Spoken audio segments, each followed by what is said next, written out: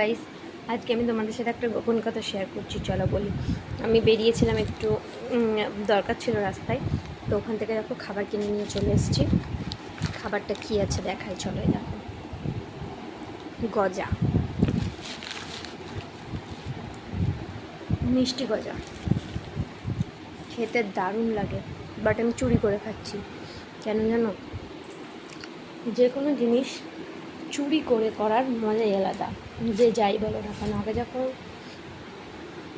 আমি আর আমার বর ঘুরতে যেতাম চুরি করে, মানে বাবা মা জানতে পারলে বকবে, এরকম একটা ব্যাপার ছিল। টাইমের ব্যাপার ছিল, টাইমের মধ্যে বাড়ি ঢুকতে হবে।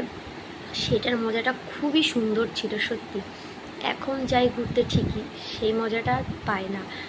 তারপরে এখন তো বাচ্চা হয়ে গেছে, আরোই হয় না সেরকমভাবে ঘোরাফেরা, কিছুই হয় না।